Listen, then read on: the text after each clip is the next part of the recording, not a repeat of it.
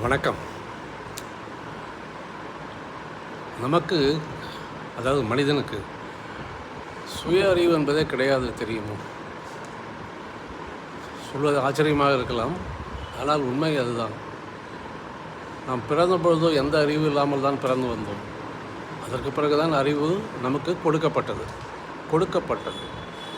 பெற்றோர்கள் கொடுத்தார்கள், ஆசிரியர்கள் கொடுத்தார்கள், புத்தகங்கள் கொடுத்தன, சமுதாயம் கொடுத்தது என்று அறிவு என்பது, ஒரு தனி மனிதனுடைய அறிவு என்பது, அறிவு என்று நாம் எதை நினைத்து கொண்டிருக்கின்றோமோ அந்த அறிவு என்பது மற்றவர்களால் கொடுக்கப்பட்டது.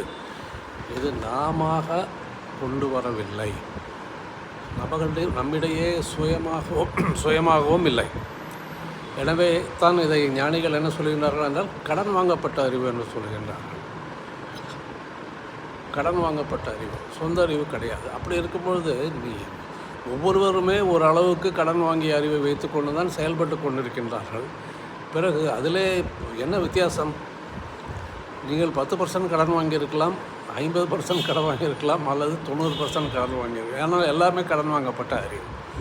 அப்படி இருக்கும்பொழுது நாம் பல்வேறு பட்டங்களை பெற்று அந்த பட்டங்களை நமது பெயருக்கு பின்னால் போட்டுக்கொண்டு நம்ம அறிவாளி என்று சொல்லிக்கொண்டு திரிகின்றோமே, உண்மையிலே அறிவு இருக்கின்றதா? உனக்கு சொந்தமான அறிவா அது என்ற கேள்வியெல்லாம் கேட்டால் நாம் ஒழிப்போம். அதைத்தான் சொல்வார்கள், அறிவாளிகள் தங்களை ஒரு படித்தவர் என்று நினைத்து கொண்டு தெரிந்து கொண்டு மற்றவர்களை மட்டம் தட்டுகின்றார்கள். படித்து விட்டோம் என்ற அகங்காரத்தோடு சுற்றி கொண்டிருக்கின்றார்கள். ஆனால் அவர்கள் படித்தது எல்லாமே ஏட்டு படிப்பு, மற்றவர்களால் கொடுக்கப்பட்டது. நீயே சுயமாக கண்டுபிடித்தாய். யாரோ கண்டுபிடித்தார்கள், அதை மனப்பாடம் செய்து கொண்டாய், அதை தெரிந்து கொண்டாய், அதை பயன்படுத்துகின்றாய், அவ்வளோதான். சுயமாக அறிவு என்பது மனிதனுக்கு கிடையவே கிடையாது. அவன் தான் படைக்கப்பட்டிருக்கின்றான்.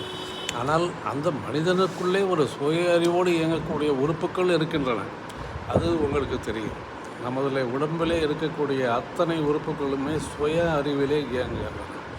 அதை நாம் சொல்லிக் கொடுக்கவில்லை, பெற்றோர்கள் சொல்லிக் கொடுக்கவில்லை, மற்ற யாருமே சொல்லிக் கொடுக்கவில்லை. ஒரு நிமிடத்திலே இந்த உடலுக்குள்ளே நடக்கக்கூடிய அத்தனை ரசாயன மாற்றங்கள், அத்தனை ஒரு தயாரிப்புகள், ஹார்மோன்கள், விட்டமின்கள் சுரப்பது எல்லாமே சுயமாக நடந்து கொண்டிருக்கின்றன.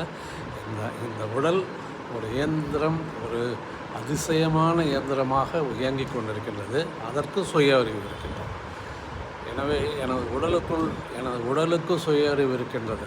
அதாவது உடலுக்குள் இருக்கும் உறுப்புகளுக்கு சுய அறிவு இருக்கின்றது. ஆனால் எனக்கு இல்லை. இந்த உண்மையை மட்டும் நாம் தெரிந்து கொண்டோம் என்றால் அந்த நான் என்ற பேச்சே வராது, இல்லையா? தெரிந்து கொள்ளும். நன்றி.